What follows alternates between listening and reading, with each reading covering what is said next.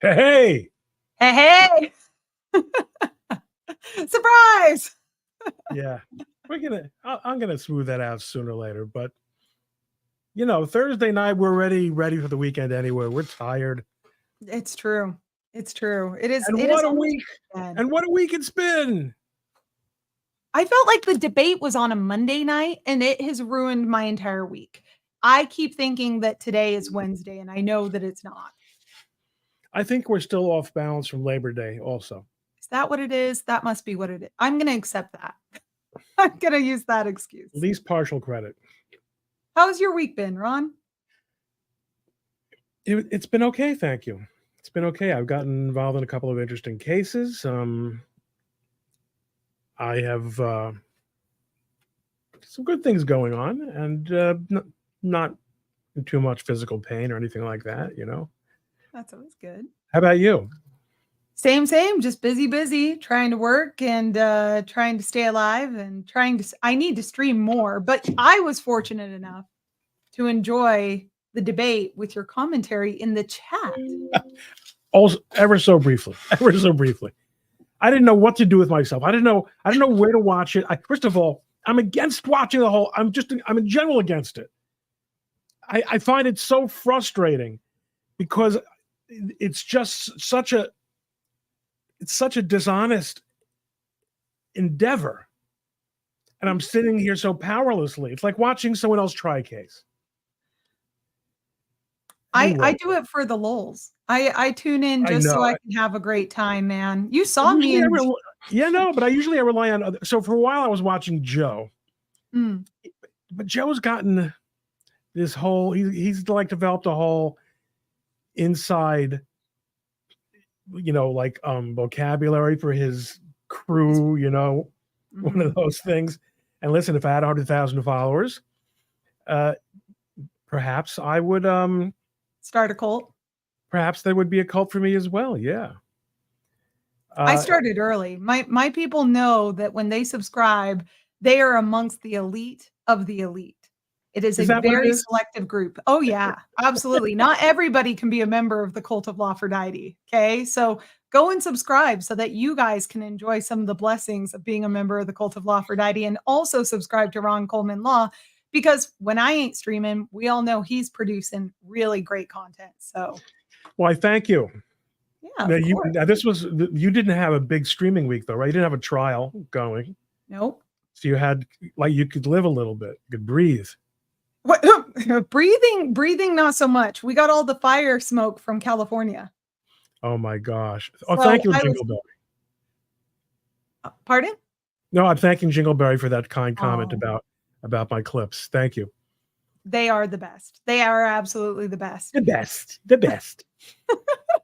But yeah, so I had all sorts of health issues. As soon as the wind changed and it started coming up south, I was dying, and so it was good. I got to die in privacy, and then I was reborn, and here I am, all fresh and ready for the end of the week. We're going to talk about the debate tonight, and one of the big advantages of doing this is that we get the benefit of everyone else's takes instead of elbowing our way through all the noise of the night after. Now we'll just sort of slide in and see how we've seen what people are saying and what people have said, and whether we agree or disagree. I'll start out by saying that I was the moderator is his low-hanging fruit. There's nothing, right? I mean, there is nothing to talk about there. So maybe we'll get around to that later. I was disappointed in Trump. I thought he had numerous opportunities to hit one or more out of the park and did not do so, in my view. It is clear to me, as I said, actually, I'm going to pull up my brilliant tweet. Should have been ready to do that. I will actually will notice one thing. One interesting thing, I think, is that I thought actually Kamala looked tired. Mhm. I didn't think that she looked so. I mean, I don't think she ever really looks that great. I'm not saying that she's not better looking than most female politicians, probably, but doesn't do anything for me. But she looked old, and I don't hold that against her. I think first of all, probably just being in the presence of Joe Biden ages you. You know, Yeah, I could imagine it would. But she did. She looked to me, she looked like she's lost a lot of weight, and I attribute that to her campaigning. Running around will certainly, do a number on your body. is that As someone who's campaigning? campaigned, oh yeah, as someone who's campaigned, I lost weight during the campaign. I saw some wrinkles appear that I didn't have before. Well, what has she actually done? Well, she's gone to Ron, she's traveled. She's done things. She's done significant things of great importance and significance that is required that she attend those significant events for the betterment of her campaign, and she attended those significant things. And okay, what do I know? I don't know. Okay, here's my take. A little bit hard to read there. Squeeze it up.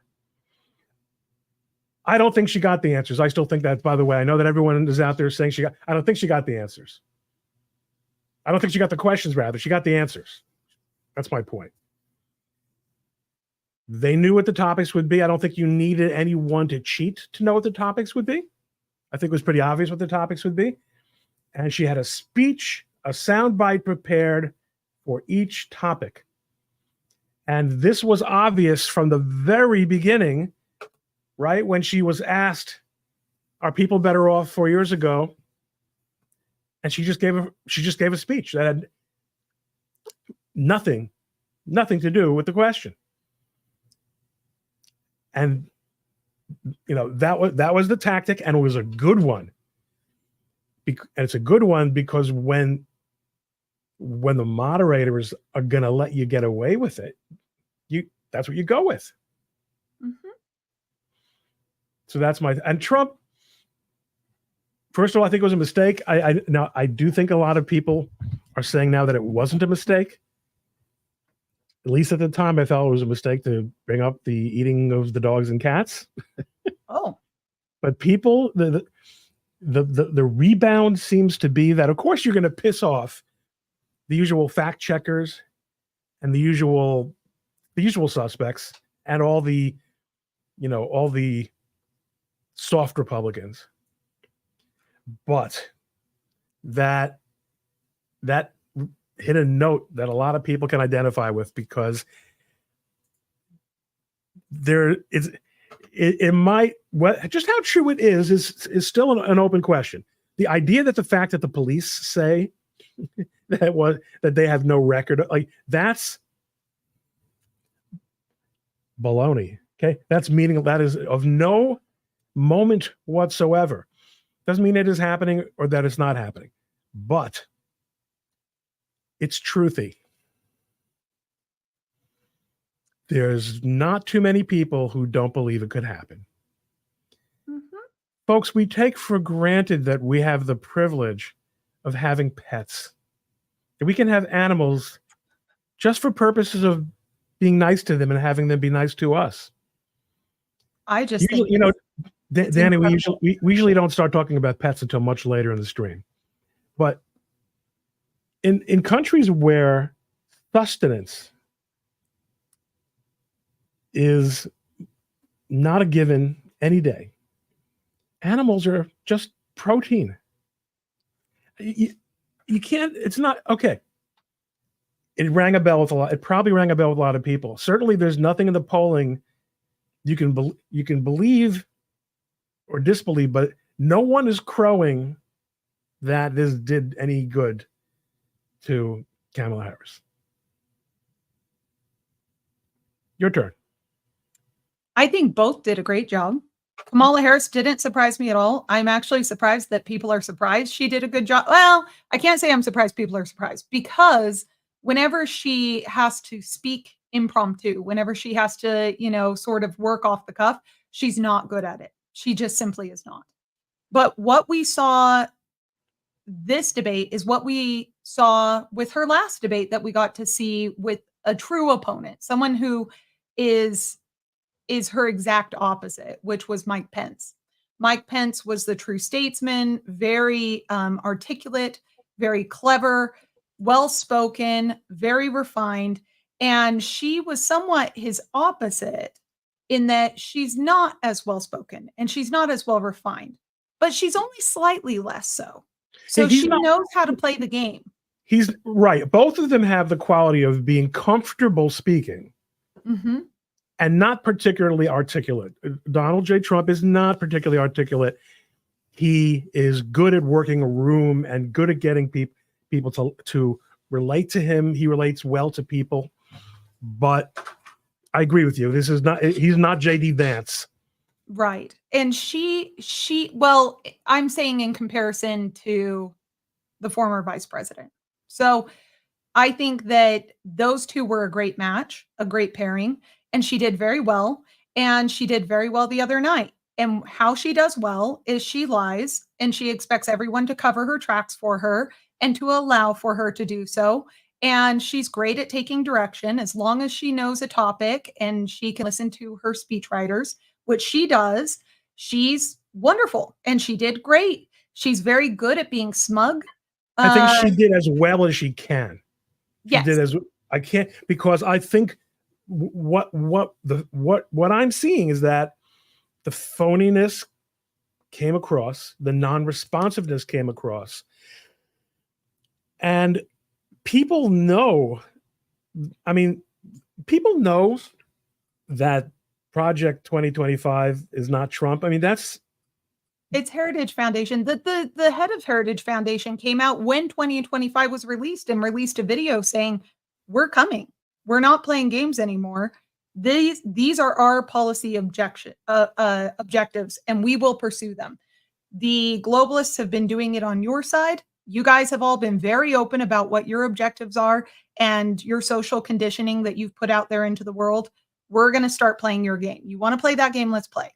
That was all between the think tanks. This was a think tank war that was going on and has been boiling for decades. And is now starting to be far more open with what their ultimate goals are. So they're not couching their goals in phrases that tend to sterilize what it is they're trying to say. So, for example, people don't say pro-choice anymore. They literally say pro-abortion, and they have no problem saying the word abortion, for example. On the right side, they have no problem saying the word nationalist because they say, look, there's nothing wrong with that. Dani, I'll tell you something else. Right and left, those were words we did not hear. Certainly, until maybe Clinton, left, right wing conspiracy. But it was unheard of for Republicans to refer to themselves as right wing. I remember. I think William F. Buckley referred to himself and maybe he wrote a book, Man of the Right. I think I have this book signed. Oh.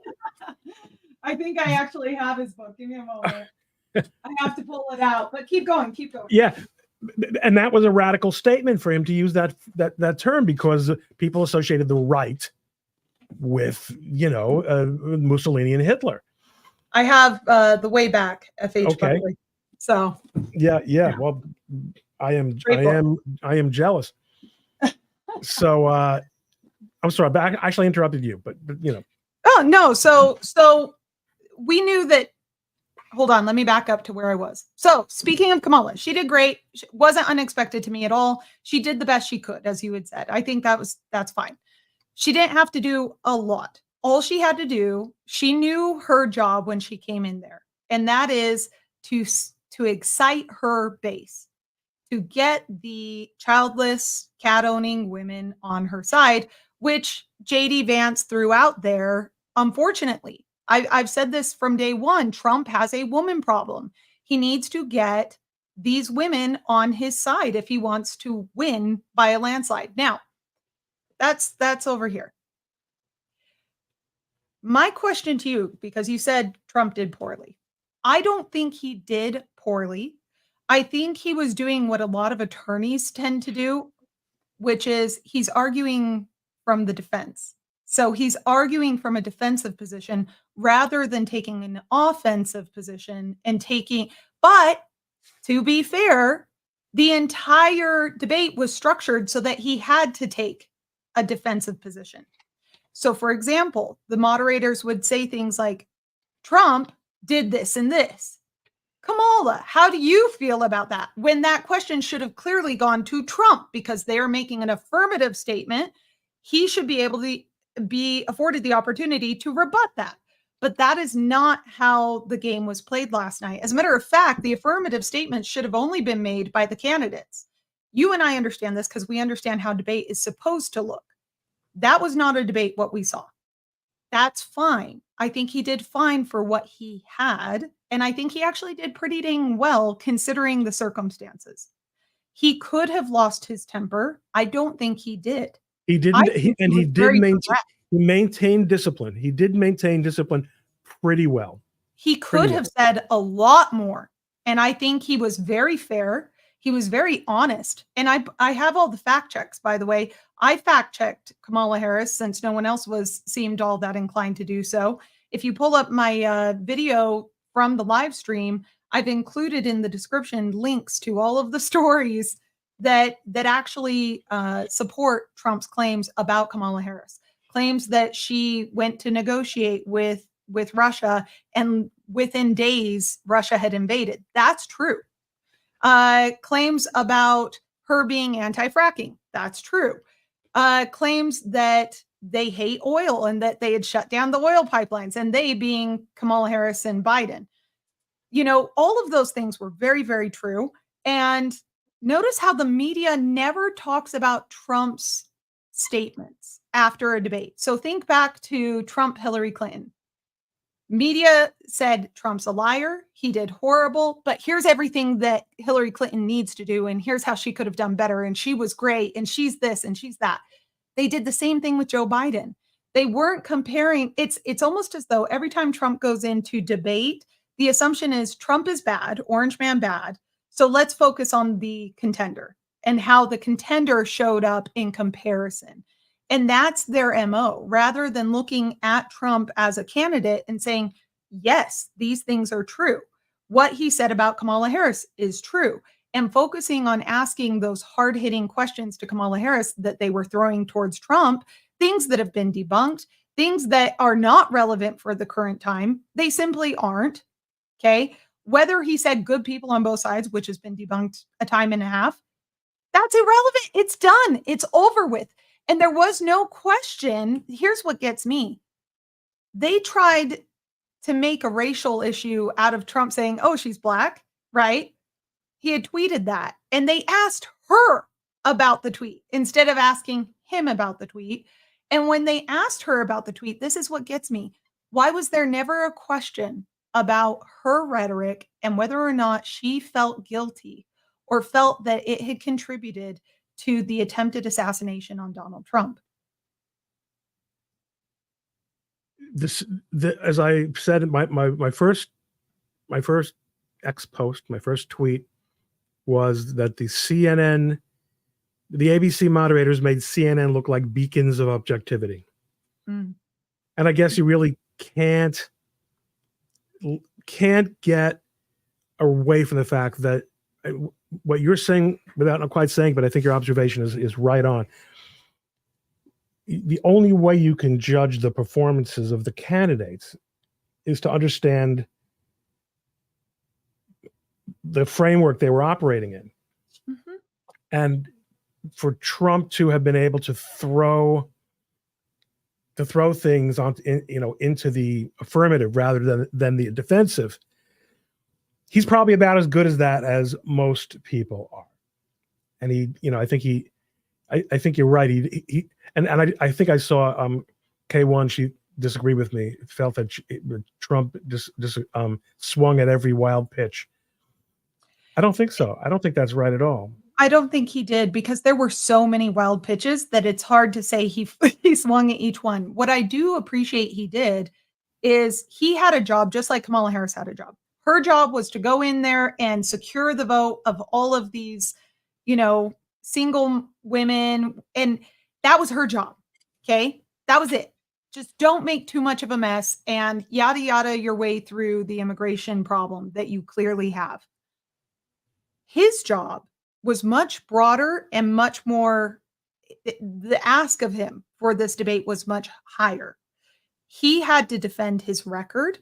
He had to get the undecided and RFK voters on his side. He had to get, a lot of people who were more so in the middle, who've been completely turned off by the progressive wing of the Democratic Party, to say no. What Kamala Harris has done by becoming the nominee is she has circumvented the democratic processes that are in place to ensure that our democracy survives, and has taken the nomination from potentially better candidates or alternative candidates. Trump's job was to go in there and say, I need to get everybody on my side. I need to show that same level of patriotism. And also, I kind of need to defend my record if that comes up, which unfortunately, given the parameters of the debate, he was only able to do one of those things. And the first question should have been the end for her.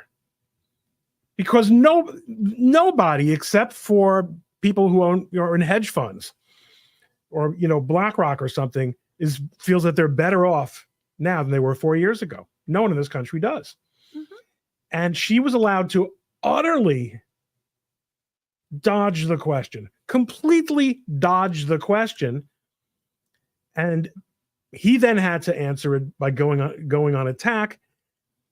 And I think one problem he has is he uses too many adjectives. Instead of saying, he does get to the facts, but he says terrible and worst and, worst, the worst ever. It's never been in history. Not only adjectives, but what is it? What are they called?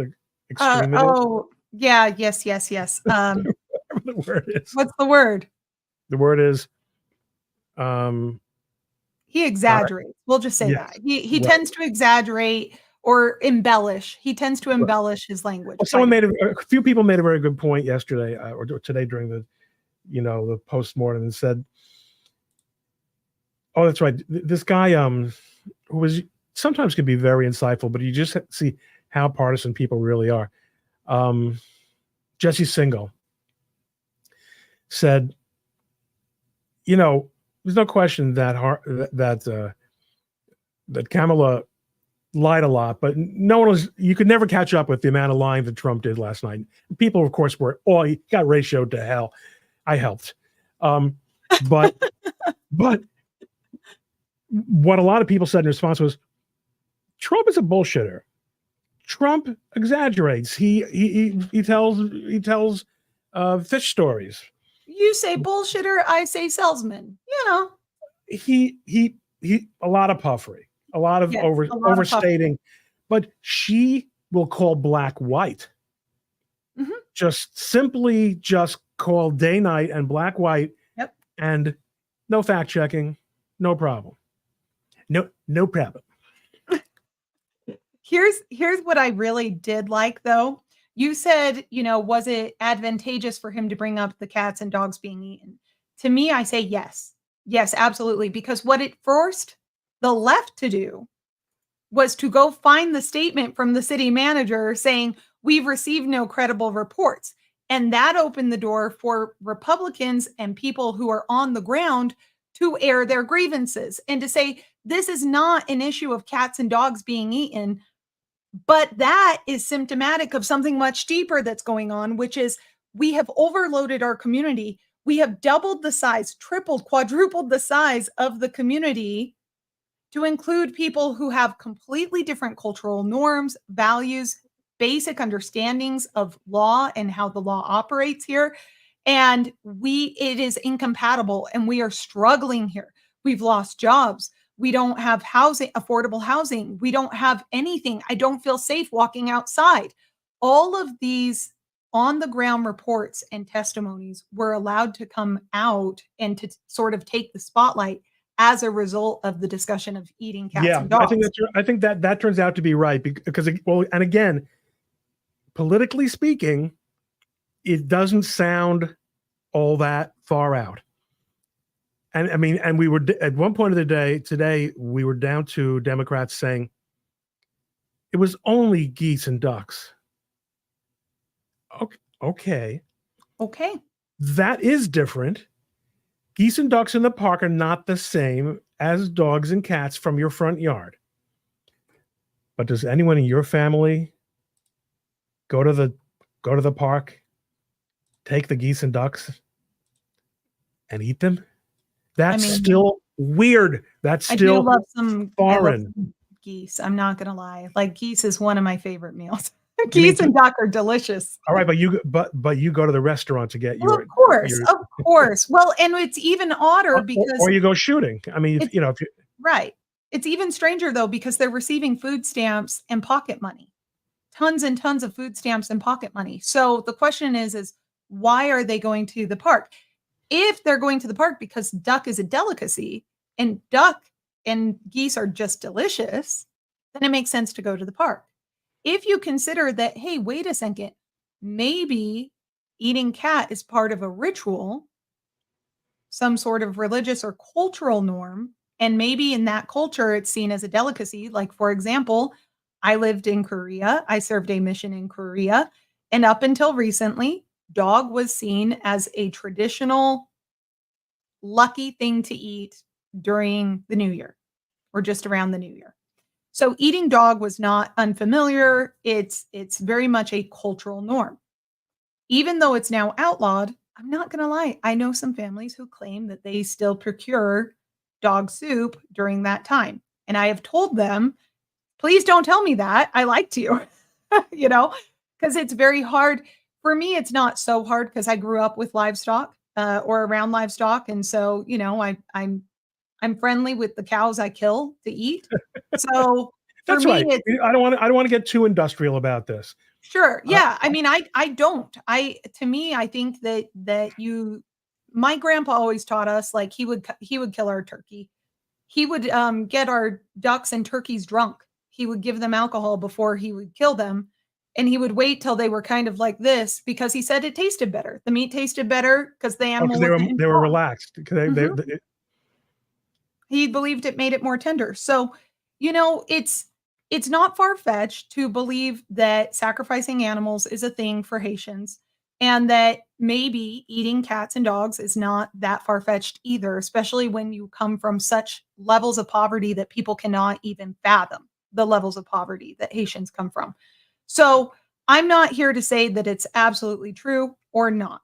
What I am here to say is, yes, cats are being eaten in Ohio. We have reports of that, police reports of that, just not by Haitians and not in that town. We do have reports, but they're all third hand, and nobody actually knows for sure that cats and dogs are being eaten on the ground. We have validated police reports from Springfield that ducks are being taken from the pond by Haitians. So we have multiple sources of similar things happening, but again, it brings attention to the plight of the people in Springfield. That's what it ultimately brings the attention to. And so I felt overall it was a win, and the polls reflect it. Well, it really, multiple polls saying that these really were all the gains were by Trump. Mm-hmm. I mean,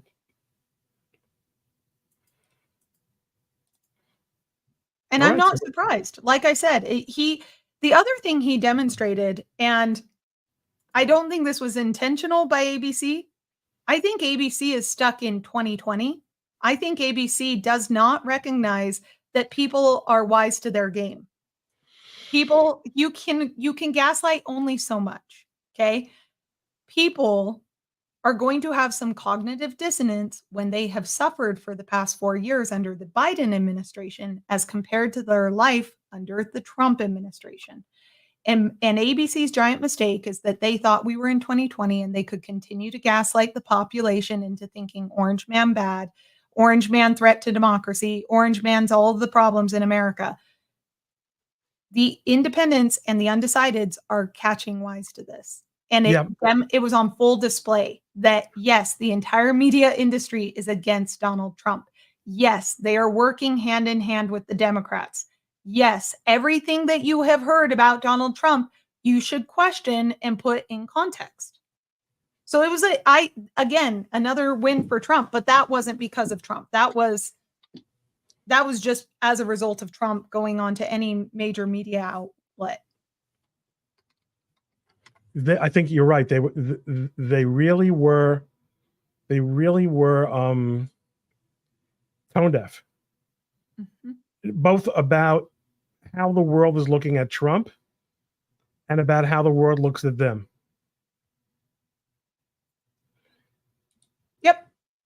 Let me actually, on the other hand, let me throw up a tweet from my friend Jack Poso that I will tell you was very amusing, and I don't believe a word of it.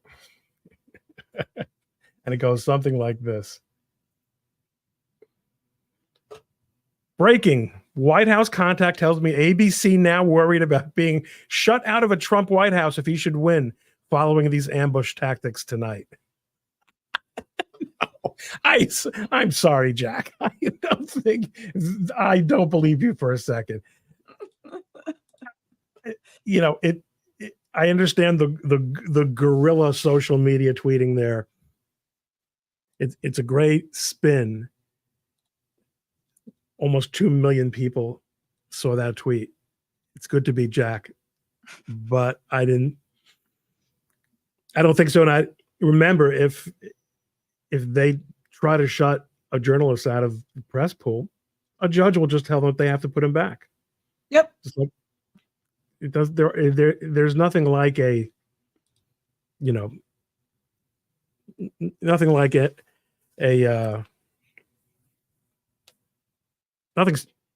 Look, life is unfair, folks, and it's especially unfair to Donald Trump. Yep.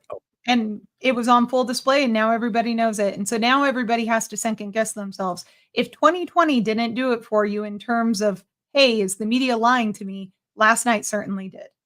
And that was a huge win. A huge win. There's a chatter from X, the Oggal 1981. Oh, yeah? I would love to highlight that because somebody after the debate thought they'd be clever and said, Dani, how do you feel about the Haitians? Did you see my response? Is this something that you can find? Is it on your screen? Do you have it? I'm looking for it right now. Give me just one moment.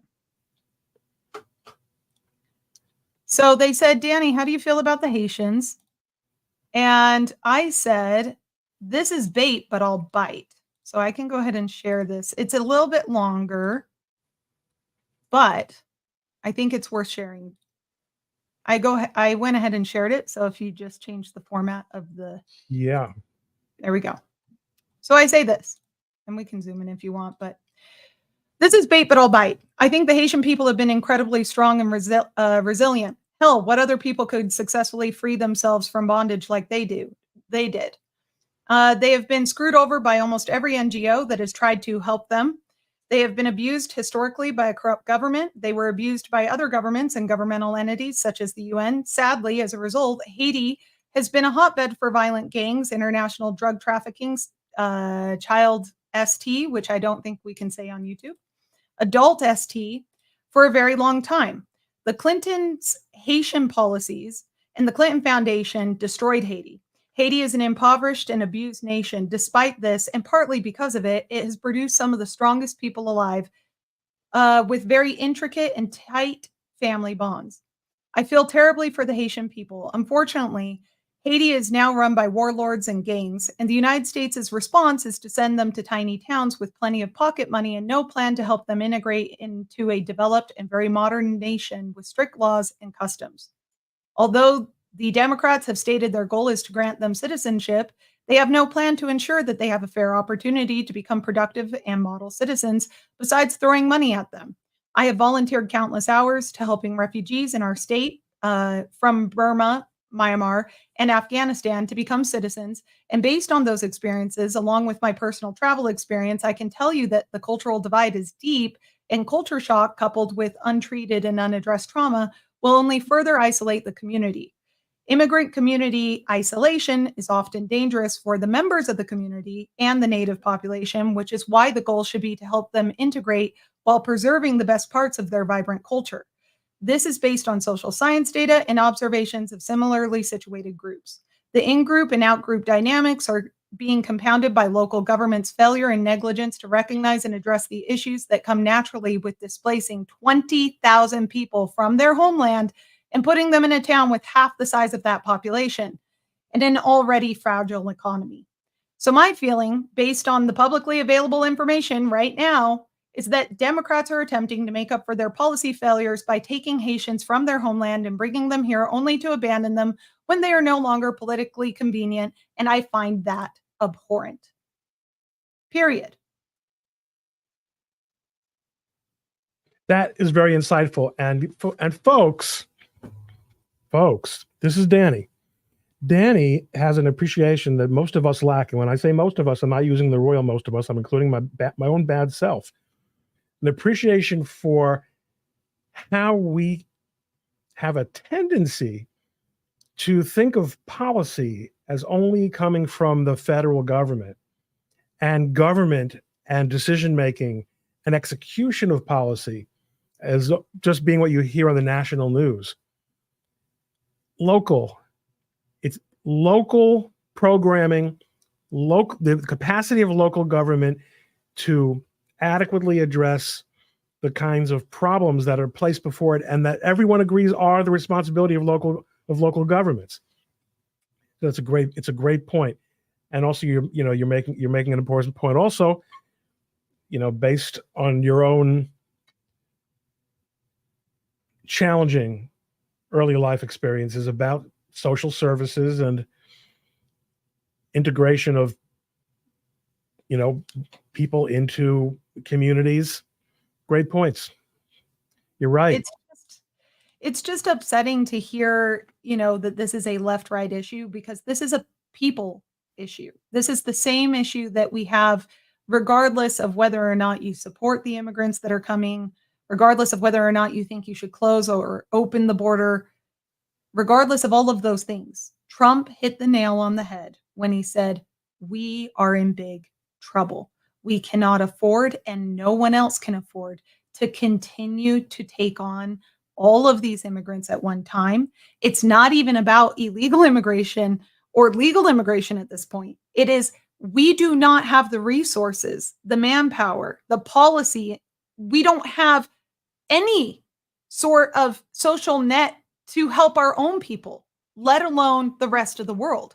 And guess what happens when you take the best, the kindest, the smartest, the most talented, the leaders of communities from their home countries and displace them? You have now ensured that country, the former country, will die, because you have taken from them the talent, the Einsteins, the brilliance that could be there. The change that could happen within their own country is now gone. So, when we talk about the immigration policy issue, too often people forget that once immigrants get here, they're not going anywhere. By and large, they're staying here. Now, Trump threatens that he's going to have the largest deportation out of the United States in history, which mean he would have to beat Obama. And Obama's hard to beat in terms of deportation. He was deporting people left and right and left and right and left. And we never talk about that. We don't talk about the fact he was buying buses. He was buying plane tickets across the border. So what was that about? If our entire premise is that they're doing this, first of all, he's behind everything. He's still pulling the strings, and that the policy is import as many Democratic voters or future Democratic voters or census tippers as possible. Mm-hmm. Why didn't he start doing that at the beginning? Or did it have to await his taking control of the administrative? But the point is, he wasn't just merely not having open borders, as you say. He was deporting a lot of people. Mm-hmm. So do you have any thoughts about the change there? The change in policy by the Democratic wing? Well, the change in policy from not just the Democrats, but Barack Obama himself. I mean, I can speculate.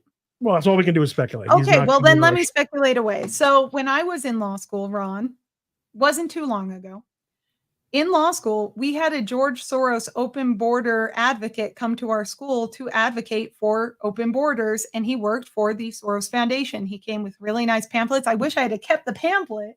I keep all of my pamphlets from events. I think behind your green screen. Yeah, somewhere back there behind the green screen. But he came and advocated for open border policy and why the UN and the WHO is pushing. This is a real background, people. Okay, just I do have a green screen that looks like this, but I'm here in Newark for you. I could take down the green screen. People like the green screen. No, I like this. Yeah, I like the scowling George Washington. Yeah, he's disappointed. This is who I call disappointed George Washington. Okay. So I mean, here's the thing. Obama was a more traditional classical liberal in many, many senses, in many, many ways. He was very aware and in tune with the idea of colonization and decolonizing the United States from African countries.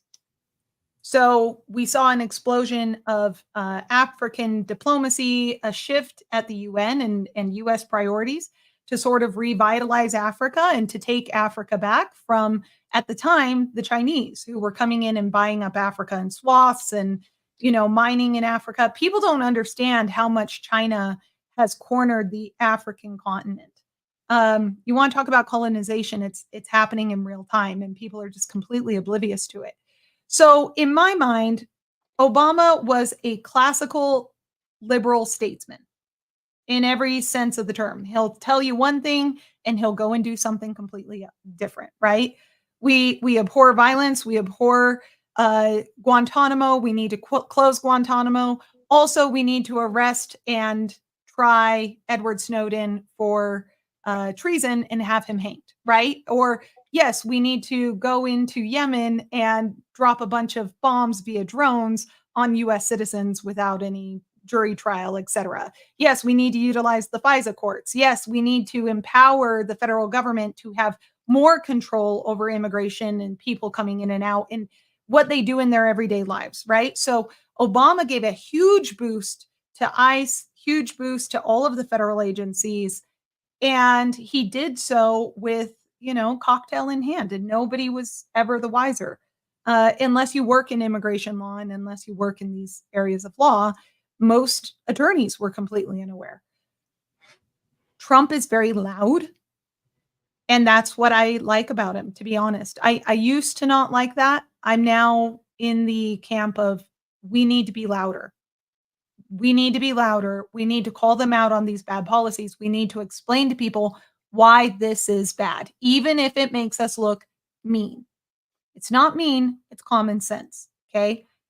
What George Soros and the WHO and the WEF and all of these international groups are trying to do is to create a new world order that does not put the United States at the top, that allows them to have much more power and control over trade, over resources, over materials, over labor, over all of those things. So it's not like, they're going to take control and suddenly slavery is going to be done and racism is going to be done and climate change might be done under them. Okay. Because, reasons, but all those other things aren't going to disappear. They're going to get way, way worse.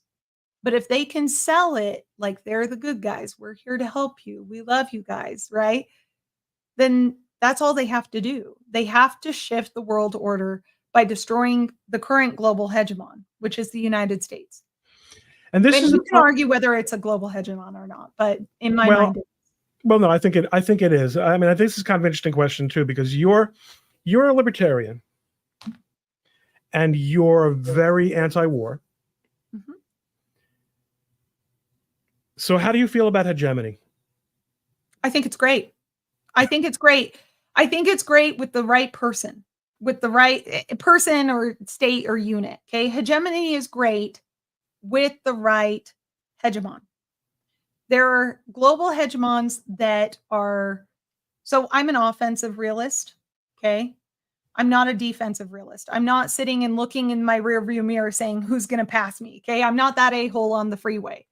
I'm the a-hole on the freeway that when I see an open road, I chill, I relax. I say, hey, man, I'm in front. I'm just going to keep going. Now, the risk of that is that I tend to rest on my laurels. The same thing is true with the United States and any large hegemon. They tend to get larger and larger and larger, more offensive. Then once they feel secure, they kind of let off the gas and they feel a lot more comfortable. And that's where the United States has been for a long time, besides maintenance quests, right? So, and individual quests. Trump did the best job of maintaining global hegemony without getting people killed that any president has done in my lifetime. Now, to be fair, he had many advantages that other presidents didn't have. When I grew up, the Soviet Union was in business, counterbalancing everything the U.S. did. Whatever issue we were on, whatever was going on in the world, whatever our policymakers thought was the right thing to do, they were always out there to do the opposite. Trump didn't have that. Russia is not only a shadow of the Soviet Union, it's a shadow of what we all thought it was 2 years ago. Yep. China turns out to probably be much more of a paper tiger than everybody thinks. So I'm not so sure of that. Yeah, I'm pretty confident of that. We can talk about it if you want. But the point here is, and their economy is about to collapse bigly, that is a big problem for us. But he managed to do things that maintained American strength and respect for the United States. And let's face it, the invasion of Ukraine took place after he left office, because when he was in office, it wouldn't have happened. And if you think otherwise, you're a fool. Well, he ensured it didn't happen. How did he do that? He bombed a bunch of Russian soldiers, and everybody decried him. Oh my gosh, he's breaking international law and norms. And here's what I like about Trump. He's not a freaking liar, just like I'm not a liar, okay? When it comes to national policy, you bet your bottom dollar I'm a libertarian. But the only reason I'm a libertarian is because the United States has global hegemony right now. If the United States was not a global hegemon, there we go. I got it. If the United States was not a global hegemon, I would not have the luxury of being a full-blown libertarian, right? So those are... You hear what she said? You hear what the girl said? She gets it. All the libertarian. I had this question. I interviewed on my program this week, Randy Barnett, the great libertarian constitutional scholar, on culmination. And in fact, see, this is how busy Dani is. And she didn't. How did I miss this?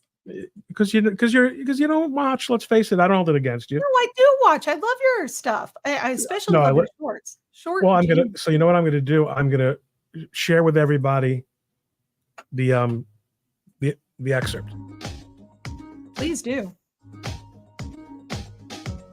Yeah, I was intimately involved in the developing of this model. I didn't start it myself, but I joined it while it was at its formative stage. The problem with the intellectual model, in my view, unlike originalism, which has spent 20 or 30 years debating the merits of originalism within the movement. That is, originalists have been doing battle with each other, and thereby the model keeps getting refined and improved over time. Libertarianism stopped developing in about the 1980s because they're unlike Originalism, which has the Federalist Society as an intellectual infrastructure within which these debates can happen.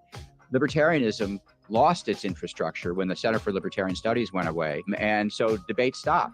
You had opinion magazines like Reason Magazine and others, policy institutes like the Cato Institute, but no intellectual hotbed in which libertarians were going to be debating theory with each other. And so as a result, it got stultified. It got stunted. It got frozen in amber, and it needs to be updated to respond to the problems we face today and the stresses that puts on the model that libertarianism presented. I think it requires modification of the model. I've written about this on the Law and Liberty website in an essay called Libertarianism Updated. I'm going to check it out. Check it out. So I asked Randy during the interview, what do you think of, and I had just made the phrase up in my mind, so we had no idea what I was talking about. What do you think of bro-libertarianism? And I think Joe Rogan. Yeah, you know, like bro-libertarianism. I want to smoke dope, and I want to not pay taxes, and everyone do what you want, and you know, no. I said there's this attraction in podcast land for this kind of flabby libertarianism, which really just means I wanted to do what I want, which is in and of itself not illegitimate. People should be able to do what they want.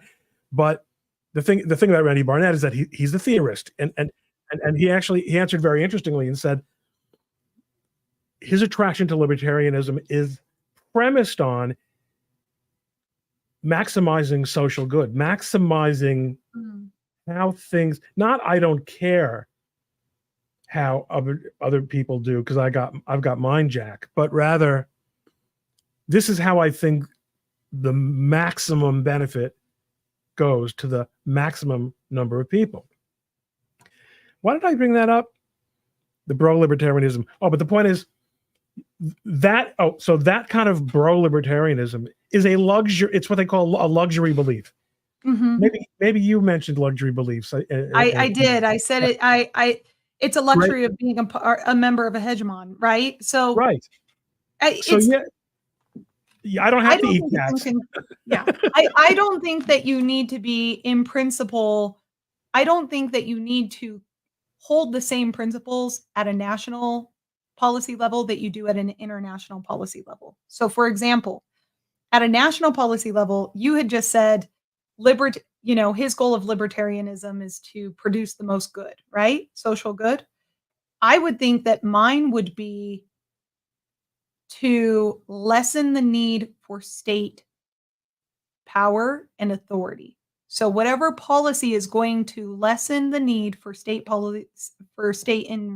intervention, I'll probably be more in favor of that policy, because I tend to believe that people do what's in their best interest on their own if they are well educated. This requires an educated class of people, and that is something we have lost. So I have the luxury of being a member of a hegemon, a citizen of a hegemon. I also have the luxury of being highly educated and well educated. Most people don't have both luxuries. So that's why I veer away when people say, "Oh, you're a libertarian," because it's pretty obvious, right? Like I tend to hold policies that fall under that vein. I'm very cautious with it though, because libertarianism goes out the window as soon as shit hits the fan. And by the way, you've seen shit hit the fan. I've seen shit hit level, at the personal and the family level. We all saw shit hit the fan in 2020. Donald Trump was exactly right. The CHOP and the CHAZ was an experiment that demonstrates what happens when conservatives and conservative values do not step in to fill the void. What will happen is you will get a communist Marxist state under the guise of libertarianism, anti-fascism, and anarchism. It is all bullshit. It is 100% communism. And Trump was absolutely right about that. CHOP and CHAZ was a failed communist pseudo state. That's exactly what this was. It was fun to watch. I watched it from the time that it was the CHOP or the CHAZ to the time that it became the CHOP. because the CHAZ had certain political connotations they were completely unaware of. And they said, wait a second, we would rather not go to war with the United States. Just kidding. So we're not an autonomous zone. We are, in fact, an organized, what was it? Organized public, the Capitol Hill organized whatever. So that's where I'm saying it's nice to be libertarian right now. But when the commies come and knock in, I don't have the luxury of being libertarian anymore. Speaking, though, relatedly of the CHAZ. Oh, I love the CHAZ. I'm sorry. You saw this one, though, didn't you? I did. John H. Seattle? 2004 sent that to me, and I could not stop laughing.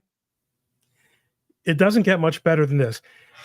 It's one thing to have an admission by a party opponent, but to have an actual admission, I mean, a self-contradiction, it's mind-blowing. This, you guys have all seen this, I'm sure, already. This was all over the internet today. Seattle Times themselves reported on the way the very real incident took place. It was a portion. No one ever said otherwise. And these bastards have the audacity to just lie.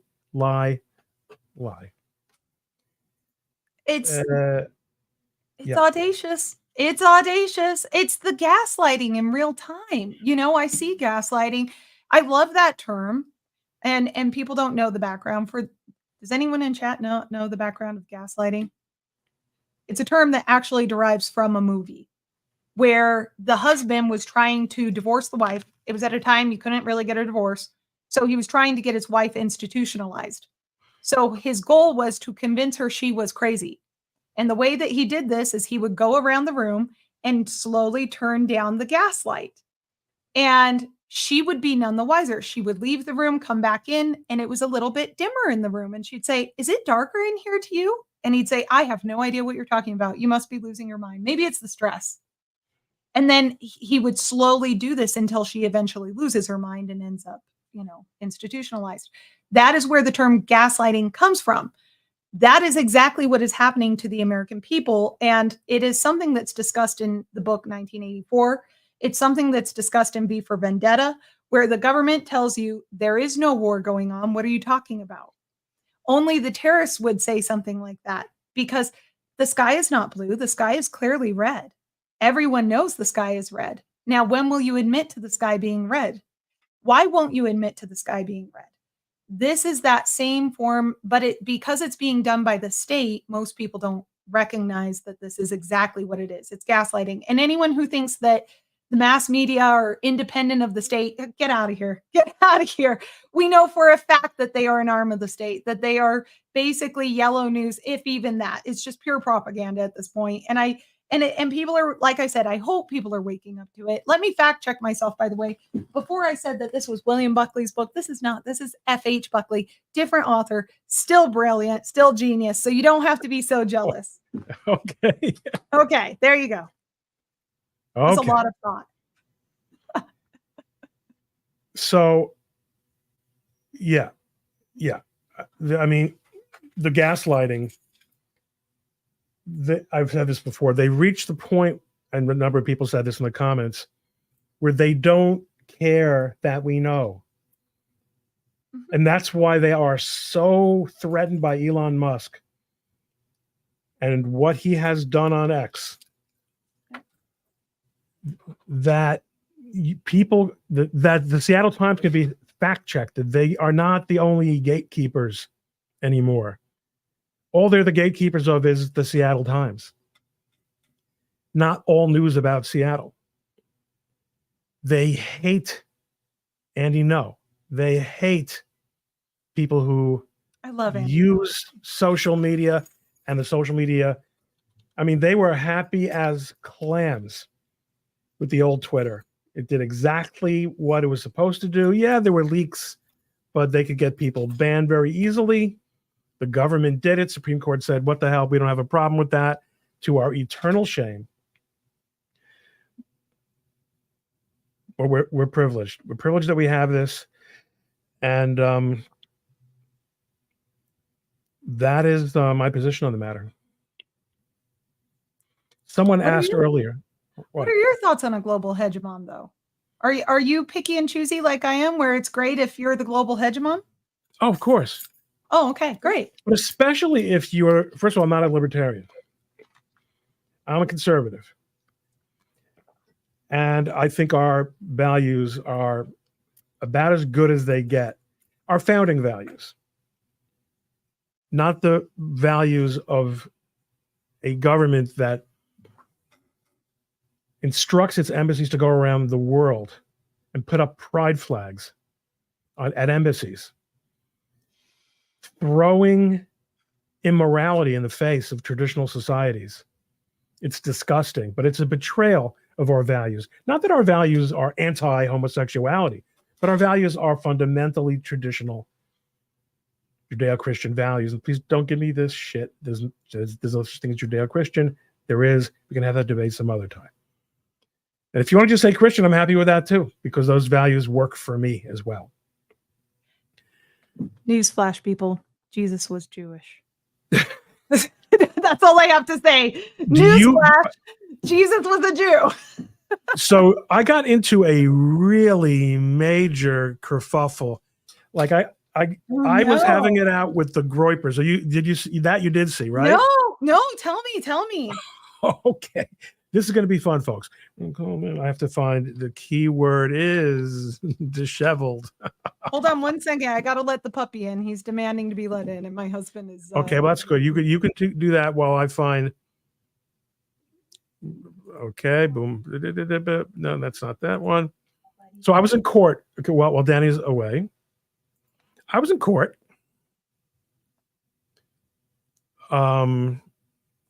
In New Jersey State Court.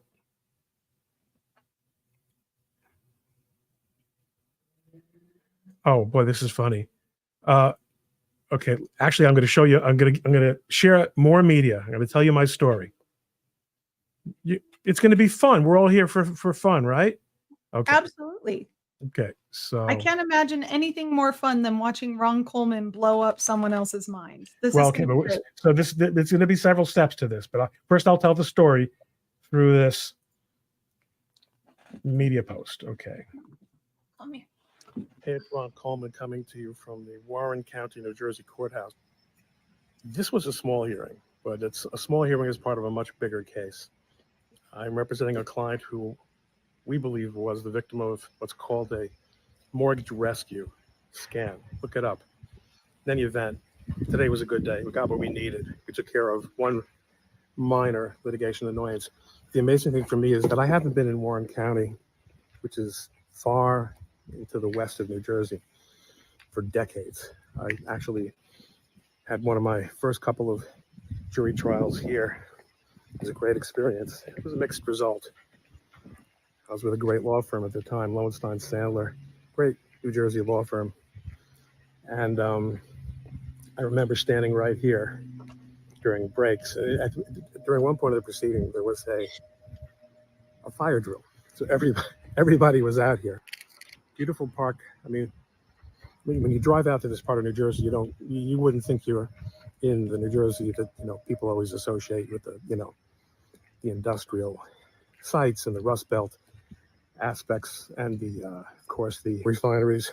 But this is very, very rural. In fact, as I passed, as I drove through here, I saw that there was a firehouse that's in front of it. White Township Fire Department. Well, that's pretty apt. This is a pretty white place. And as I was waiting in court and my name was called, apparently somebody recognized it and came up to me, another lawyer, and said, "Ron, we were at Lowenstein together. Remember, we worked together. We were the handful of guys who ate kosher dinner together." And I did remember him, of course. I just was amazed that he remembered me. He looks more or less the same, whereas I'm talking about 30 years ago. Anyway, we caught up a little bit, and he's he's actually working for legal services. He didn't enjoy the commercial work. It was nice to catch up with somebody like that out here in beautiful Warren County. Also just nice to be in court. I love being in court.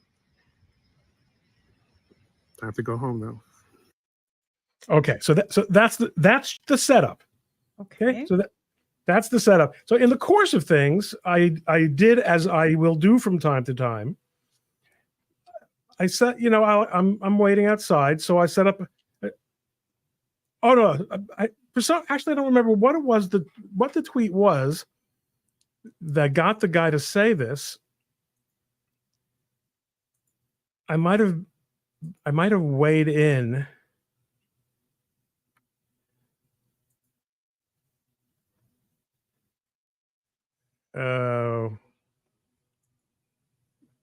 There it is. Oh, that's right. I guess I was hanging around, and so there's a well-known anti-Semite on X. Which one? I Jake Shields. Too many to keep count. Jake Shields, and so a guy that I'm friendly with, Andrew Mayer, did this little video about him challenging Jake Shields, and I went full screen, and he says, the noticers, okay, that's a term that they use for being anti-Semites, because they notice, all run and hide from me because they get roasted when they have to face facts. That's what Andrew said, and then I just kind of chimed in. Well, by an odd coincidence, 98% of noticers are also anonymous. Well, this guy responds, CG Gnosis X, okay? You should definitely be anonymous. Dear Lord, why are Jews always so disheveled? It's funny. I mean, I should do a different kind of accent, I guess. I don't want to do something. It's going to be offensive. That's a nice photo. He does. Yeah. Why are Jews always so disheveled? It's funny you picked this picture, meaning it's one of your better ones, lol. Okay. So this guy is apparently, a major. Like he has 5,000. He finally blocked me back. Dude, take that cross off. We don't know you. I don't know you, sir. So this turns into a whole. Oh no. A whole thing. And let's see your pick, champ. Oh no. Well, it was an all-day affair with groypers. And I had so much fun. Yeah. What is okay, but getting to the Judeo-Christian, is it just to prove the point that Christians don't know their heritage anymore, or that they don't? Oh my God. Oh, please. Are you kidding? So there was a lot of, oh man, it's funny you should mention this. I have to remember what's the key word that I want to use to remember this. These people are obsessed with the idea that the founder of Christianity was not Jewish. Oh, but also there are people who are just outright pagans. They're just outright. They're saying I came upon a white supremacist who came out and said, "Oh, I want to what is it? I'm moving away from Christianity because it's really, like Hitler said, it's a Jewish overhang, and really Hitler paganism." Mm-hmm. I believe Hitler would probably say that. So that's right, he would. Yeah. Well, I mean, anyway, listen, it was. So I took some time this morning and wrote this article on X. I don't know if people are not. I don't know how well articles are going. But this is my article. And I'm not going to read the whole thing to you. It's even longer than Dani's short by. Actually, it's kind of short. And after all, we've got another hour to kill. Hey, go for it. Go for it.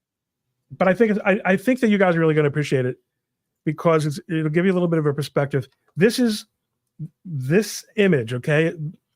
That's supposed to be me in the Jew caricature. That's a lampshade. Get it? A lampshade. I mean, I could see a younger Ronkel. No, that's just the Jew. That's to make fun of the Jews. Right. It does. No. I happen to look a decent amount. Sorry. Although there's someone in my family that my wife is always saying really does look like that guy. But listen, nothing wrong with looking like that guy. Looks like God's chosen person to me. So what I said was this: free speech, more speech infected, right? Best disinfectant, free speech. Let them anonymously expose themselves. We've heard it all. Yep. So whatever the rationale, this platform has been overwhelmed by frank anti-Semitism. For practical purposes, nothing in terms of anti-Semitism is prohibited. So let me just throw something out. Can this overwhelmingness be good for the business of X, the platform? I don't mean getting the Jews annoyed. Is that going to be? I'm talking about the ADL. Okay, I wrote this article about the ADL in Newsweek in September. Oh my God, it was exactly a year ago. I didn't realize that. Okay. ADL doesn't really speak for the Jews. It is an operation of the Democratic Party, etc., etc. Oh, Coleman Black wants to know why the lampshade. We'll talk about that later. So I said, no, I'm talking about the complete user experience. Are people going to want to participate in discussions where at any time some troll can just drop in and either start flaming a participant because he's Jewish or blame some undesired aspect of the issue being discussed on the Jews, or just plain drag the Jews into it without even an attempt at some segue? Believe me when I say I'm not hurt by anti-Semitism. It literally has no emotional impact on me. It's something we grew up with, being aware of. Sure, I'm disappointed when a person I'd previously liked and trusted turns out to be one of those people, but that is pretty rare. If I feel anything, it's frustration that the overwhelming majority of basement Nazis, as I call them, are anonymously saying things to me they would never dare say to my face. But that feeling does not last very long. Still, I can't help but think that for most people, this is really getting ridiculous. Oh, this is what I was looking for. Okay. This is really getting ridiculous because here's a great example. Let's start with this smarmy post. Although it invokes religion, it has nothing to do with Jews, okay? This apparent guy is a well-known lefty wise ass. Joash. I don't know how you say it in English. If you're a Christian who struggles with letting immigrants into your country, you haven't really let Jesus into your heart, he says. Don't think so, but okay. So this was my how I dealt with the tweet. I didn't get really into the comments. I just quote tweeted it. This tweet is what it is. I'll leave it for Christians to figure it out fight it out with him. But as to his replies to the reasonable retorts in his thread, the typo, the level of smugness is truly ecumenical. Okay? Okay, so that's how I said it. Here were the reactions to him, not to me. These are the reactions. Shut up, Jew. This is a Jew. Don't talk for us, Jew. You're a Canadian Jew. Shut up, Jew. You have too many posts that try to rectify this souring Jewish reputation. So if you aren't a Jew, then you're a Shabbos goy, and a brown one at that. What? You look like a Jew. Maybe you're just waging war. You either do not understand why all the immigrants are here or you're a Jew. This guy's not a Jew. Listen, can you really ever really say that is not he has a beard and he has dark hair? That's not a Jew. Is he Indian? What is he? I do not know what his Christian? Evidently, he is some kind of Christian. What does it say he is? Writing a book, okay, Brazos Press. This is his Substack, okay? Everybody who wants to learn more about him. He's a Chai theologian. So not Christian? I think he holds himself as a Christian because he's telling other Christians that they're not being good enough Christians. That's so dumb. And Fun, huh? Yeah. And why? What? Well, I'll let you finish because I wrote you privately that I don't understand the anti-Semitism. Okay. So yes, many people have. So, okay, I'll finish this. It's much shorter. Fun, huh? So what it's worth, the guy who wrote that post does not appear to be of Jewish extraction, but that shouldn't make any difference. The issue is what I call Jew spamming. So let me be clear. My intention is not to get my friends or anyone else to cluck their tongues over anti-Semitism or even simulated anti-Semitism generated by an evil foreign regime. My friends here have DM'd me to express their horror over the kinds of things that are thrown at me by anti-Semites when I bring them down on myself. It's not necessary. I appreciate their thoughts, but really it's all in a day's work.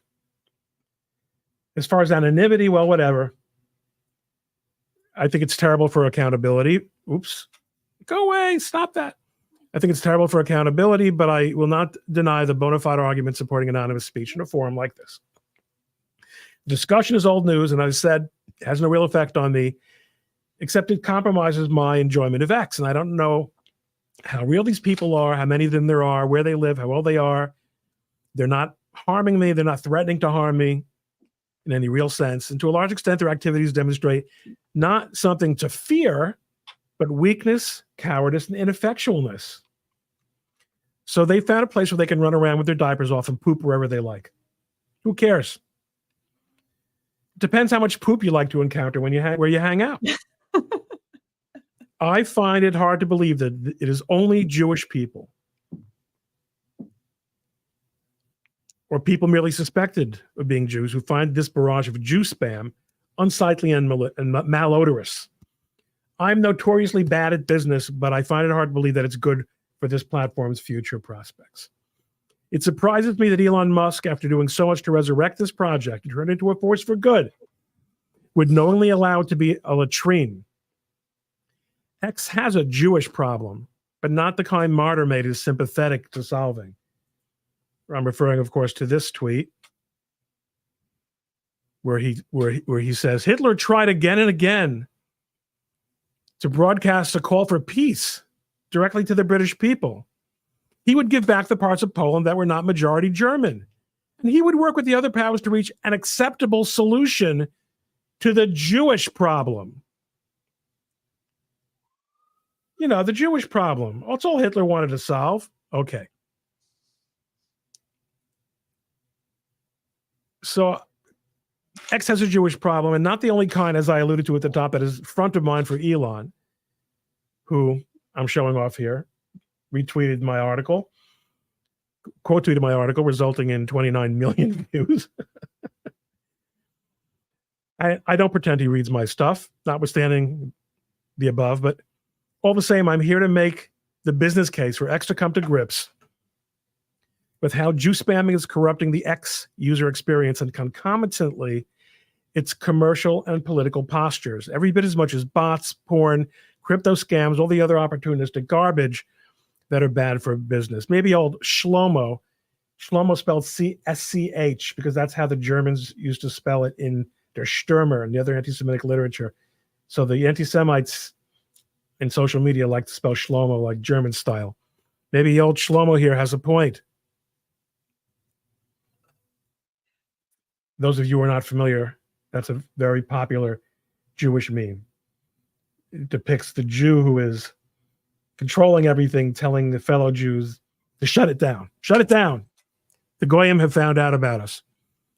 A few people asked me in the comments about lampshades.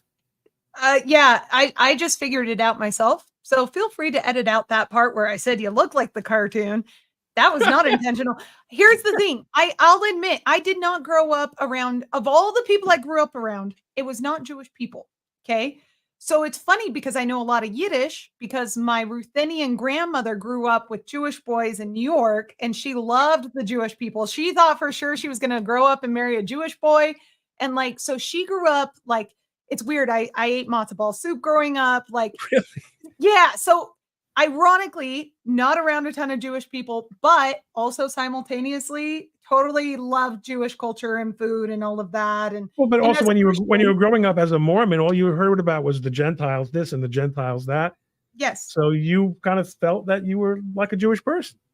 Well, yeah, and the Mormons believe that they're one of the lost 12 tribes, right? So, or at least that certain members of their organization are different tribal members. But anyway, long story short, I have not grown up in Jewish areas, and when I started to travel to the East Coast more, that's where I started realizing, wait a second, also all of my friends turned out to be Jewish.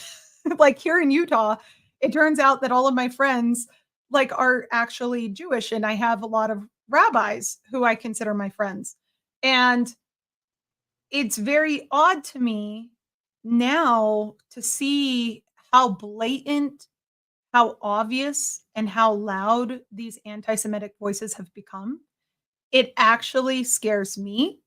So I'm glad that it doesn't emotionally affect you. But as a Christian and coming from a religion that has also, but not nearly to the extent that the Jewish people have, but have gone through their share of holocausts, or ethnic cleansing, rather, religious cleansings, which nobody talks about the fact that, you know, the Holodomor happened. Nobody talks about Christians being killed ad nauseum, being hunted down. No, it's been a great lie of Western, of liberal Western, and when I say liberal, I include both parties, to have never confronted the evils of communism, of international socialism, the way they did the evils of national socialism. Yep. And it's a sad reality that it happens a lot in human history. And so as someone who's seen it happen a lot and knows the pattern of how it's happening, it's deeply disturbing to me. And it's not just this. It happened right. Listen, Ron, it would be one thing if it was just a bunch of trolls online. It's a whole other thing when you have people who support Hamas shouting down Jewish citizens in downtown DC. That's my problem. That's my problem right there. And not just shouting them down, attacking them. That's an issue. That is a problem. And if it can happen to the Jewish people, it can happen to the Mormons. If it can happen to the Mormons, it can happen to the Catholics or anyone else. So don't think that you're immune from this type of stuff just because you don't have a certain religious affiliation. It will be anything. It will be vaccinated versus unvaccinated. What we tolerate for any group of people is what you should ask yourself. Would I be comfortable tolerating this for myself? If this was targeted against me, would I tolerate this?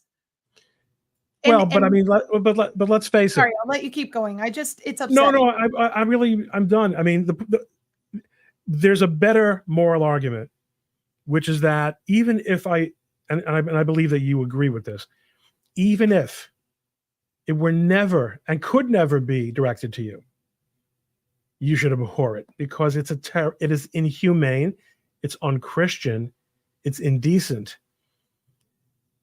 and it also displays a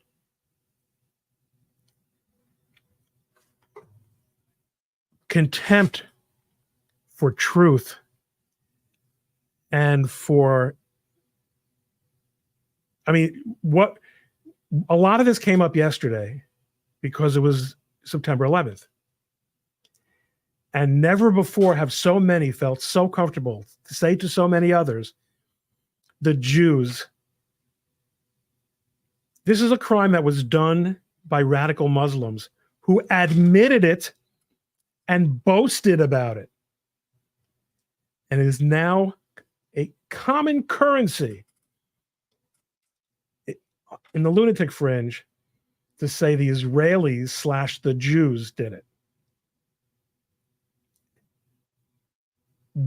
I spent hours today, and this is not a subject that I'm an expert on, or yesterday, reading about people who denied that the Pentagon was hit by a plane. The Pentagon wasn't hit by a plane. People who had actually witnessed it were in the comments saying, no, I was there. I saw it. But that's not proof. That's not proof. Dani, is there much better proof, even though we know that there are serious problems with direct testimony, that as an empirical matter, but there isn't much better proof than direct testimony of the occurrence of a thing. There are documents. We live in a world now where everything, if it doesn't exist in video, even though we have AI, and we've now learned that we are lied to by video all the time. People, there's nothing you can prove. It's like the people said that there was no moon landing. Somebody came up to Buzz Aldrin and started up with him. He slugged him in the mouth. Here's the problem, Ron. The problem with this is that the CIA has been very known to spread information to bury the actual truth, which there are lots of reasons for not believing the government. 100%. So specifically with the Warren Commission, with JFK, with the moon landing, for example, we don't have the original film of the moon landing anymore. It wasn't preserved. Out of all of the things to preserve, that wasn't important enough. Here's my theory on the moon landing. We did land on the moon. However, not Dani and me. Not Dani and Ron, just Dani. However, we needed to show the Soviets and the rest of the world what we were capable of. And so am I opposed to having some footage filmed here on the ground? No. Do I think there was an actual transmission of it live? Yes. Not live, but basically live. Yeah. I don't have an issue with that. I think that's actually probably more akin to the actual truth, but it's going to take years and decades from now for us to ever uncover that, if we ever do, because it was so pivotal to the space race that we win on Earth, that we show that we could win, and that the Soviets, that we break the Soviet propaganda right on its face, right there. So that's the thing. With 9/11 too, what was the nationality of the hijackers? Do you remember? Saudi. Almost all of them. And that was covered up. Almost all of them. And they weren't released until, I think it was under Trump, when the last of the names were released, or the last of the nationalities were released. That doesn't I think ring a bell with me. it was around or near when Trump was in office. So, there is definitely some sort of conspiracy there with 9/11. 9/11 has not convinced me that the planes and the fire and debris from the planes is what took down building number 7, for example.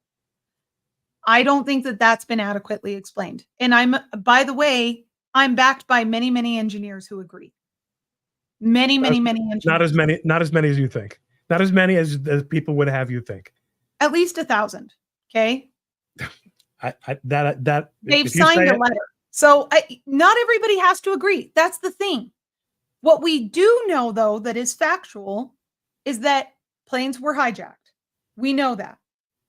Planes hit 3 buildings, hit 3 buildings, killed thousands of American citizens.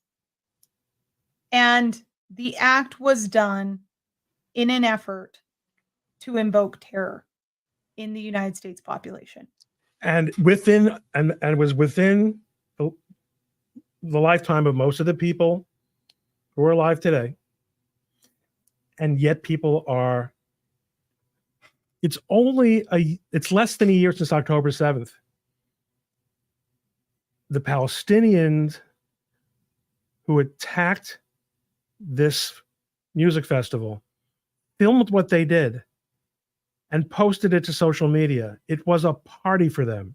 And people are still denying it. And people are denying, and even the UN, the anti-Semitic, anti-Israel UN said, this is bad. It looks like this is, and by the way, war crimes, even the anti-Israel, Human Rights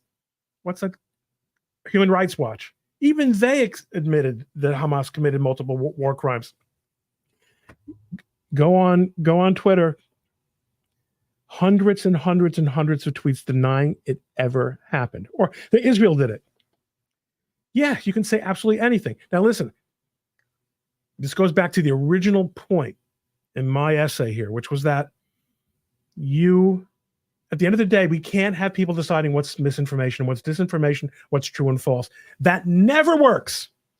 That never works. My argument here is that from a business point of view, X has to decide. We're not talking about factual discussions here. We're talking about harassment, routine harassment of users. You don't let your users get, especially people who are, I'm paying to be on X. Not a whole lot. I make more, far more.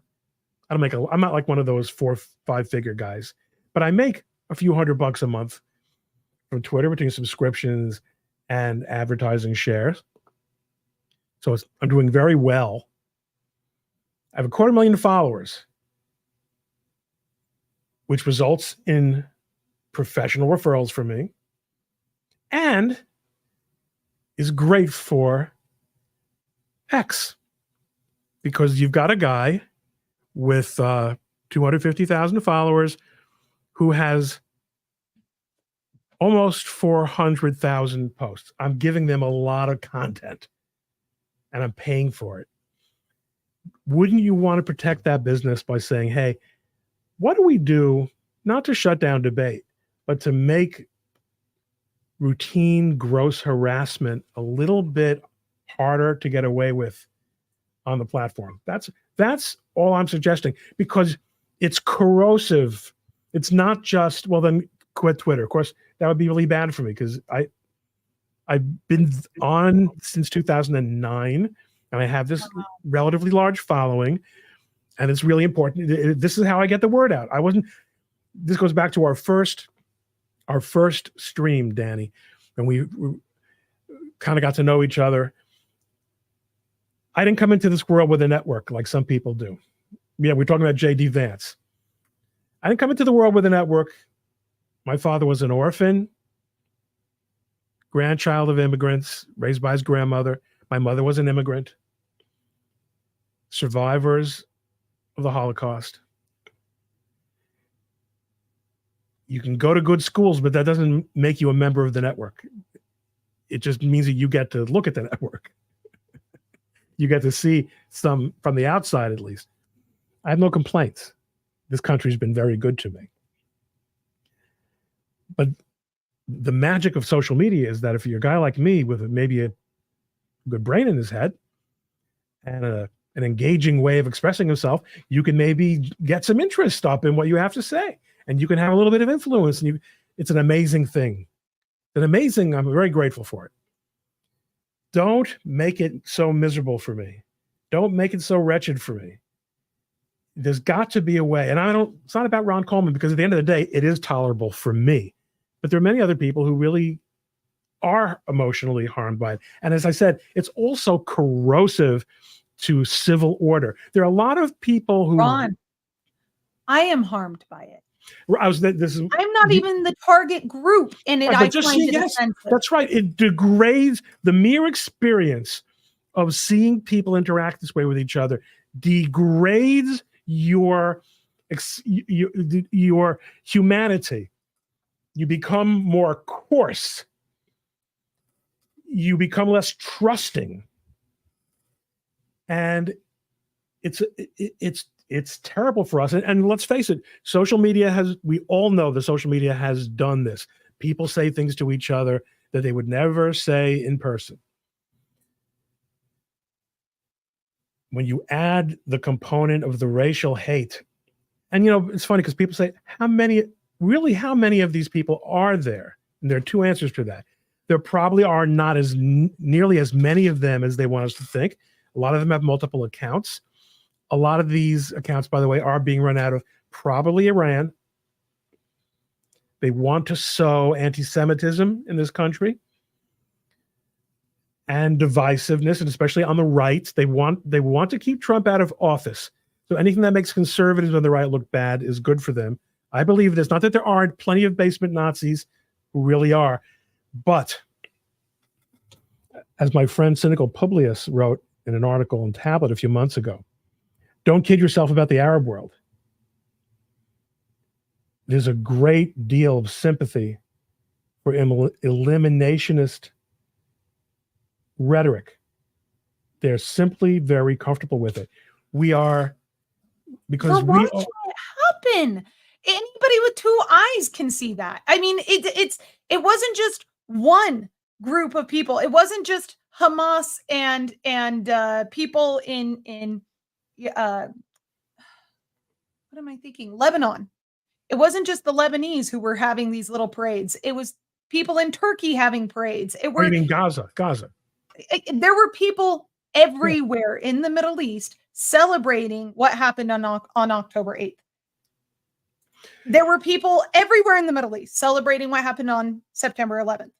Listen, just because I can't explain what happened, let me just finish this point. Just because I can't explain what happened I've had the stage long enough. Please no, I just mean to say, just because I can't explain what happened on 9/11 in regards to building number 7, and because I don't necessarily believe that it fell as a result of a fire, okay, does not by any stretch of the imagination point blame at the Jewish people or any other people for that matter. Hell, the government could have decided to go ahead and demolish that building because it was on fire and because it posed a risk and a hazard to the rescue efforts. I don't know. And maybe they kept it quiet because they said, you know what? If we pull it intentionally, maybe it's not going to get covered under insurance for the landowner. So let's just do them a favor. Let's just get rid of it for them now. Let's get this taken care of right now, because we already know that the US government's going to come in and buy. I don't know the circumstances, okay? There's a myriad of circumstances that you could argue. What I do know, though, is that the Jewish people have historically been the center of hatred, of attacks, of absolute disgusting demolishment by the Western world, and specifically by Christians. And I cannot for the life of me fathom why. It does not stick in my head. I don't get it. I don't get it, Ron. And anybody who has the gumption, the nerve, not gumption, the nerve, the chutzpah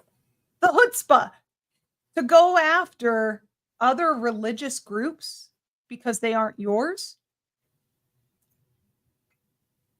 I don't know if you believe in a hell or not, but I wish you would go there, because that's the only place that's the right place for you. The more that you push religious organizations and religiosity out of your society, the more something will come in to take its place. People are worshipers by nature. I'm sorry, you may disagree with me. I don't care. People worship by nature. We worship, if it's not God, we will worship our jobs, our careers, celebrities, COVID, administrators. Our race, what we're led to believe is a race or a national, a national identity, blood. Yeah, whatever this is, okay? Everybody who does not, it doesn't matter what your religion that's is. right. The vacuum will be filled. The vacuum will be filled. So the more that we push religiosity out of society, the more it will be filled by a love of self and selfishness. And we can't function as a democracy. We can't function on that level of selfishness. Everything that our founders put into place had the presupposition that America is a Christian nation and that it is a Christian Judeo nation. Everything dealing with free markets, freedom of speech, everything under that came with the assumption that we would treat each other decently, that we have evolved past our savage nature, that we have moved past our very natural human state of being. We will create a new man, a new Soviet man, a new National Socialist man. And these are the worst. These creations are the Frankensteins. They are the worst men, the most heartless men, because once you take that connection between man and the divine out of the equation and become utilitarian, no matter how utilitarian. Remember, folks, there was no way to get from the National Socialism of the early 30s to the ethnic genocide of World War II without the euthanasia program. The National Socialists made a policy of killing terminally ill and mental patients because they made a utilitarian calculation that it was better off for the organism as a whole, for the people as a whole, for the folk as a whole, to get rid of the weak and protect the strong. This is not the free market. Don't confuse this with the survival of the fittest. They used to like to use social Darwinist terminology. They still do. Yep. This is the funny thing. These white supremacists, they love showing GIFs and videos of the Wehrmacht marching. They lost. They lost so bad. They lost so badly that their entire nation was graped by the Red Army when they came in. They lost so badly that most Germans alive today have some other nationality in their DNA. It is so bad what happened to Germany after World War I and World War II. They didn't lose once, they lost twice. This is not a winning strategy. I don't understand. And it's the same with communism. It's not a winning strategy. These are not winning strategies. I don't make it make sense to me, Ron. I don't get it. We have winning strategies that have played out over time. Okay. The American experiment turned out to be very, very good for certain groups of people for certain periods of time, eventually becoming an ultimate net good for everyone. Right? Why, think so. dear Lord, why, dear Lord, do we go back to the same pitfalls in society as we've gone through hundreds and hundreds of thousands of times? I don't get it. Is it just that we don't teach kids well enough? Is it that we aren't? Is it that we're not? It's not. Well, it might be, but it's not because we're not teaching them. I mean, one of the things I'm so tired of hearing about, and I think, you know what, we need more Holocaust education. Can I tell you something? Holocaust education doesn't prevent the Holocaust. It desensitizes people to the Holocaust. It becomes something that what's the attitude of kids in school towards their subjects? It's rather cynical. Okay. What your teachers tell you about stuff becomes the subject of jokes. You do projects. Yep. It becomes, and it also becomes part of the establishment message. The premise of let's do Holocaust education is these young people are naturally good-hearted and sympathetic, and they'll have the right field. Kids are monsters. Have you met a child recently? That's right. Kids are monsters. Not my kids and not my grandchildren, but many, many kids are monsters. I wasn't, but of course you weren't. What the education that is necessary is moral and spiritual education. Because all this other stuff, the information, the legal theory, the political theory, the morality, that stuff will get filled in. And you can learn. And when I interviewed Randy Barnett, he has this incredible book that he did, a memoir of his progress becoming a leading intellectual in legal scholarship and understanding the Constitution, becoming really an important figure in organizing the libertarian movement in the latter half of the 20th century, latter decade of the 20th century. Start out by being a decent person. Teach your children to be a decent person. Do you think it doesn't matter if you teach them to say please and thank you? It reverberates through their entire moral trip through life. Because when you say please, you're acknowledging that you're not entitled. You're asking someone to do something for you. So you're not the be all and end all. Number two, when you teach them to say thank you, they're acknowledging that they have had a need of theirs fulfilled. In Hebrew, the word for thank you is todah, which is a word that comes from the same root as the word hodah, which means acknowledgement. When you thank someone, you're acknowledging that they have done something for you. This is something that is sorely lacking. And it's been a challenge, as you point out, Dani, in every human civilization. And there have been civilizations that have been created under the aegis of traditional morality that failed as well. But you must make the effort. You must make the effort. The specifics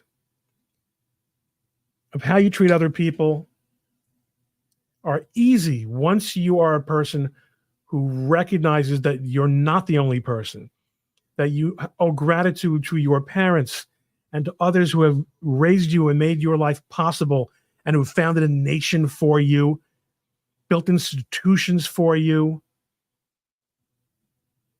Once you have these fundamentals down, the rest of it is child's play.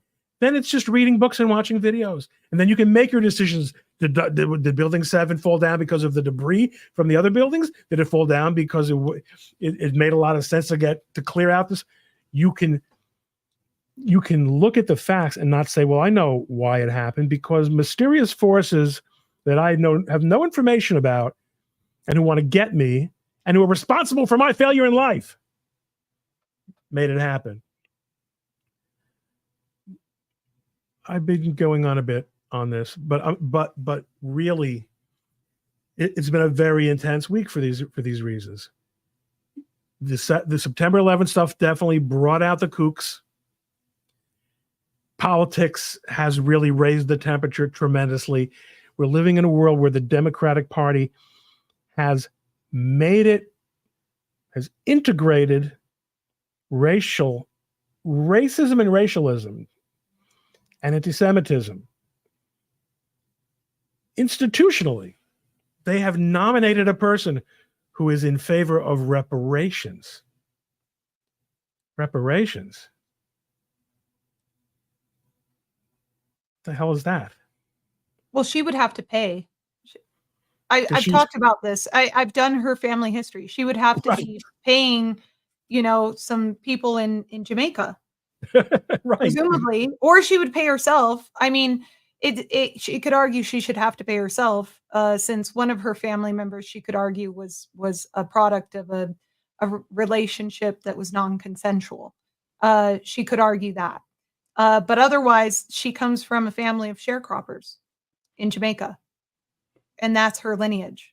And her own father talks about this, and he's very, very proud of their background from Jamaica. And when he found out that she was cracking jokes about marijuana, he said, my family would be rolling over in their grave if they heard her. And he disavowed her right then and there. And so it's sad because it's interesting to me. If you can't tell, I don't get the race thing. And maybe because I'm white, maybe because I'm married to an Asian guy, maybe because I grew up in a very multicultural family. Everybody is married to another race in my family. And so I don't understand hatred of people on the basis of race, religion, nationality, ethnicity. It's about resentment for your own hardships. They might be hardships that are the result of your own lack of character, but they might be hardships that result out of circumstances that you could not. And it's easier to blame the Negro, the Jew, the chink for your problems than to acknowledge that the system that you identify with, the social sector that you are part of, has failed you, or that you have failed yourself. But with that, we're not going to solve in the next 10 minutes. I want to thank Jingleberry, who rose to the bait of my banner. Thank you, thank you for the $10 Australian super chat. It means a lot to us, especially on a night when so few people have taken the opportunity. Because you know why? Because some of our regulars are not with us tonight, who usually take care of us in this category. How do I want to unclick this? But thank you, Jingleberry. And yes, there are 10 minutes left. If we have entertained you, I mean, really, what am I going to do? Raise another $30?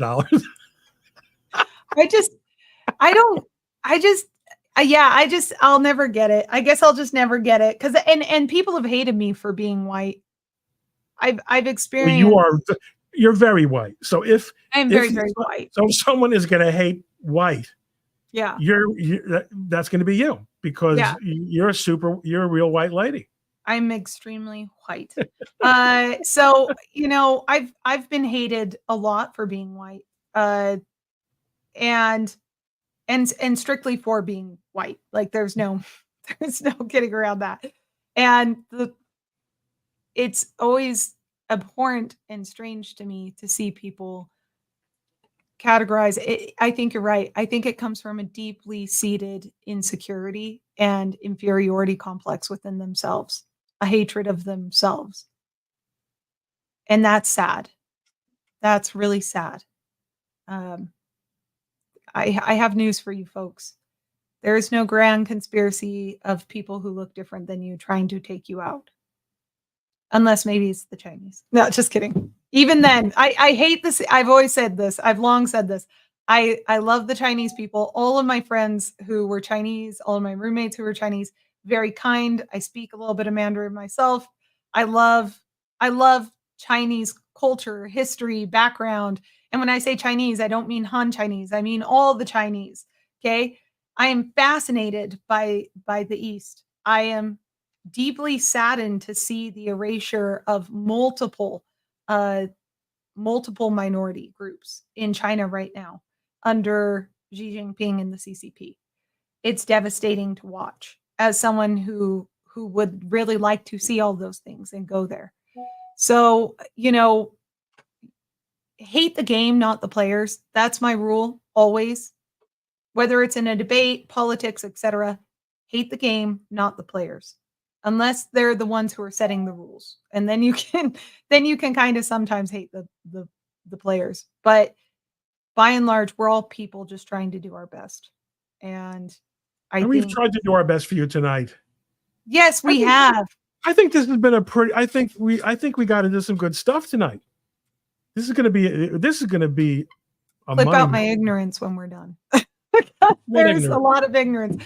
But I admit my ignorance, okay? Like I'm humble enough. I know I'm perfect and everybody knows I'm perfect, but I am humble enough to admit, hey, look, here's a blind spot in my experience. Here's a blind spot in my area of expertise. Here's something I don't get. I hate that people have gotten to a place where if you are ignorant, everyone assumes you must be willfully ignorant. Everybody assumes you must know. And you're just lying. You're just fawning. You're just playing dummy. And that's amazing. It's hilarious when people are accused of being. They say you're a what's the word they use? Grifter. No. They use grifter a lot, but there's another word where they accuse you of being paid to say something. Yeah, grifter. Yeah. What? Ron, if only. I had a struggle session in law school where, did I tell you this? The 3 feminists who sat me down in a room and cornered me and said, "Why are you the way you are?" Oh, a shill. That's it. A shill. Oh, a shill. That's it. That's it.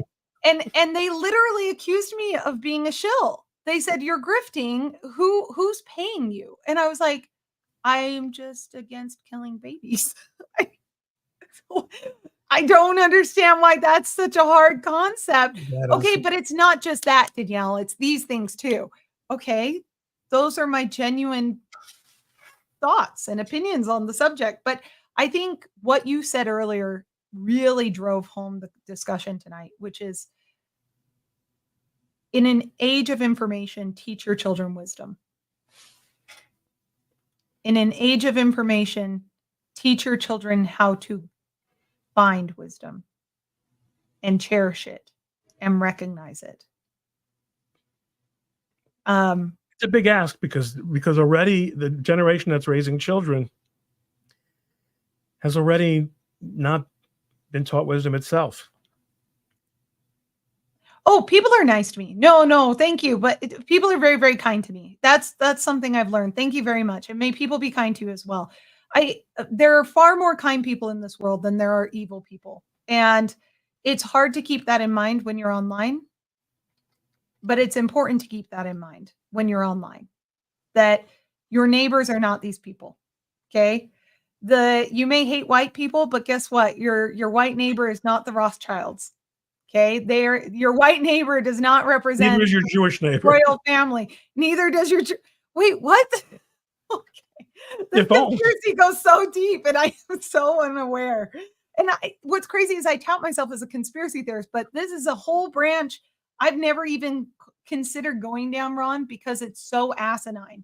Like, I guess I'm a genuine. I like genuine conspiracies, like the fact that genuine conspiracies, like provable conspiracies. So, like a bunch of companies getting together and changing their light bulbs so that they burn out every few years. Yeah, planned obsolescence is a real thing. Yes. So was the Russiagate. I mean, that was a legitimate, real conspiracy. Market capture, agency capture, those things are what's fascinating to me. That aspect fascinates me.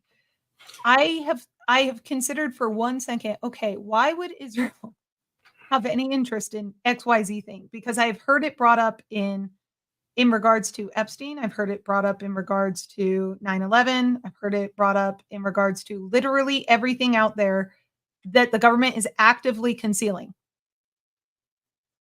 and trying to downplay. It springs up. Wherever the government goes to shut down discussion on any one topic, anti-Semitism just kind of springs up.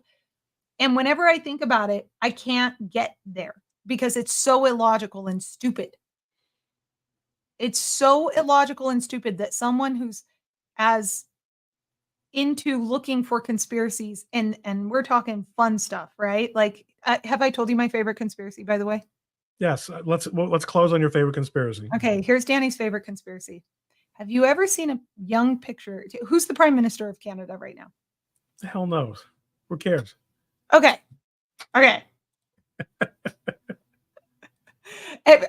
People in chat probably know where I'm going with this. Oh no, you're talking about Trudeau. Yeah.